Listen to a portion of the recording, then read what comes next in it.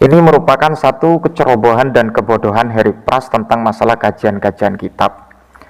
Dan memang saya akui karena Harry Pras seringkali mereaksen apa yang menjadi amaliyah dari para ulama dan juga umat Islam. Dan dalilnya dari Quran dan hadis. Karena kalau kita ingin berfatwa sesuatu, landasannya harus jelas, yaitu Quran dan hadis. Kita mau berfatwa tentang arwah, kita harus berdalil dengan Quran hadis. Kita mau berfatwa dengan makanan haram, harus berhujah dengan Quran hadis. Apapun yang mau kita lakukan, hujahnya dengan Quran hadis. Dan di sini teman-teman.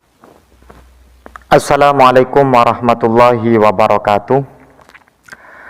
Alhamdulillah wassalatu wassalamu ala rasulillah wa ala alihi wa sahbihi wa man wala amma ba'du. Sahabat yang dimuliakan Allah subhanahu wa ta'ala, Harry Pras bikin ulah lagi atas pernyataannya, dimana pernyataan tersebut menurut hemat saya ketika saya analisa dalam berbagai kitab, khususnya dalam kitab usulul fiqh ya, atau usul fikih, bahwa ada sesuatu yang perlu diluruskan, apa yang menjadi keputusan sekaligus statement dari Harry Pras. Ini merupakan satu kecerobohan dan kebodohan Harry Pras tentang masalah kajian-kajian kitab. Dan memang saya akui karena Harry Pras seringkali mereaksen apa yang menjadi amaliyah dari para ulama dan juga umat Islam. Kembali kepada poin yang perlu saya berikan tanggapan kepada Harry Pras, yang mana Harry Pras menyimpulkan bahwa dalam menghukumi sesuatu, dalam memecahkan permasalahan yang terjadi di masyarakat, ketika itu berkaitan dengan masalah agama, maka hendaknya harus kita melakukan rujukan kepada Al-Quran dan hadis. Apapun permasalahannya harus Al-Quran dan hadis.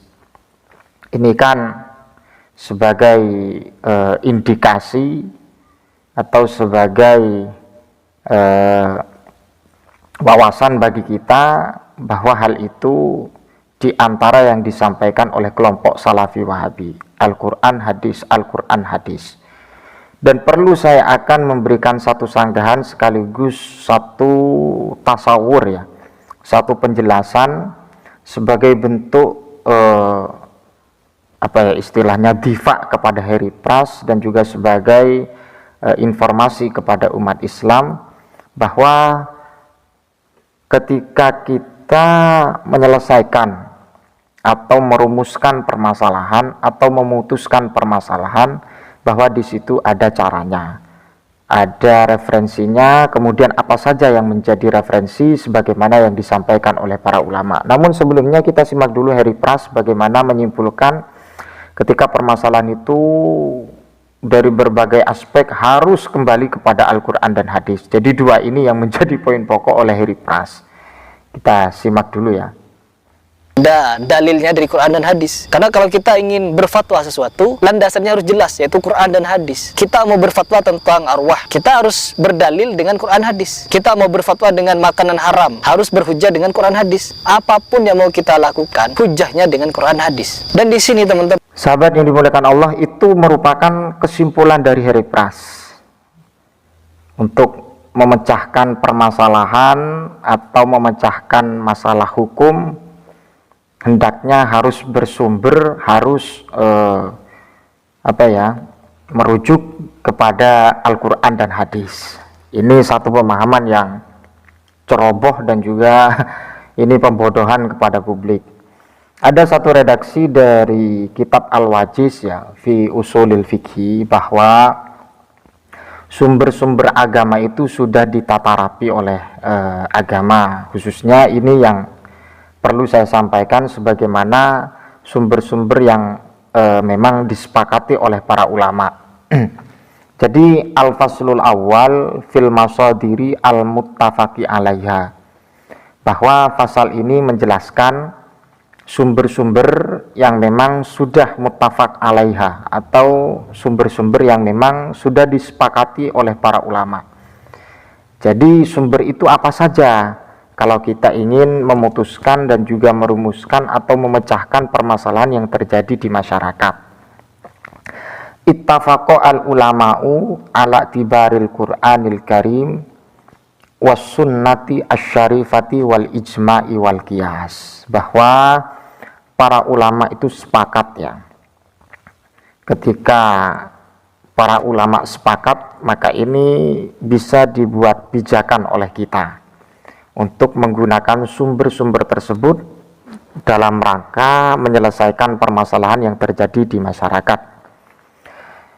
Bahwa para ulama sepakat ala tibaril Qur'anil Karim atas menjadikan iktibar, menjadikan argumen atau menjadikan sebagai pandangan, sebagai sumber untuk memecahkan permasalahan. Yang pertama adalah Al-Qur'anil Karim wasunnati asyarifati, dan kemudian sunnah-sunnah baginda Nabi besar Muhammad Sallallahu Alaihi Wasallam atau hadis, dan kemudian wal ijma'i, dan kemudian ijma' wal qiyasi, dan juga qiyas. Jadi ada 4 sumber ya, ada 4 sumber yang memang sudah dikatakan positif, ini al-muttafaqi alaiha, bahwa sumber 4 ini sudah kesepakatan para ulama. Yang pertama adalah Al-Quran, dan kemudian hadis, dan kemudian ijma', dan kemudian qiyas.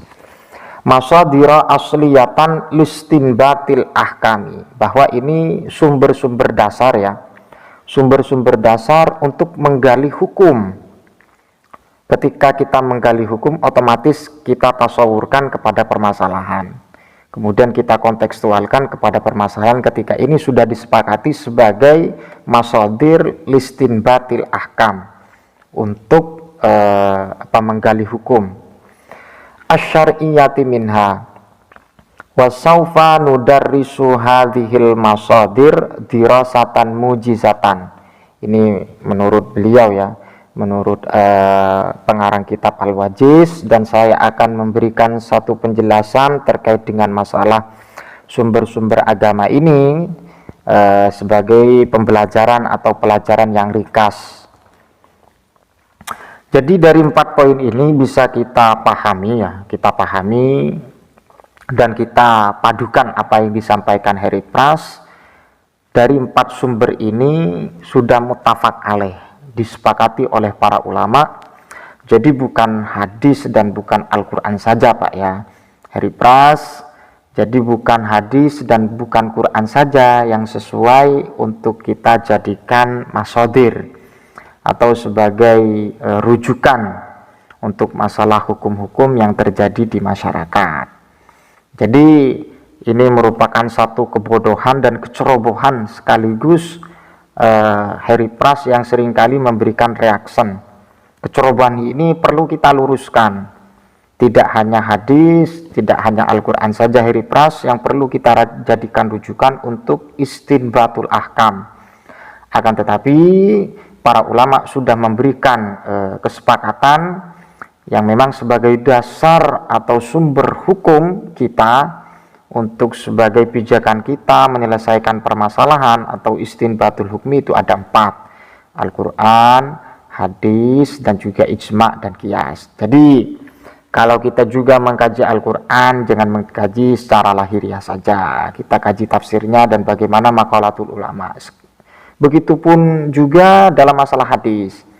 Jangan sekali-kali kita terburu-buru untuk menghakimi seseorang dengan hadis tanpa kita mengetahui bagaimana para ulama memberikan syarah hadis, agar tidak terlalu picik ya, atau ceroboh dan bodoh, kemudian mengungkapkan bahwa hanya Al-Quran dan hadis yang sesuai dengan bukan sesuai ya, yang memang pantas untuk dijadikan rujukan. Sahabat yang dimuliakan Allah, mudah-mudahan bermanfaat. Assalamualaikum warahmatullahi wabarakatuh.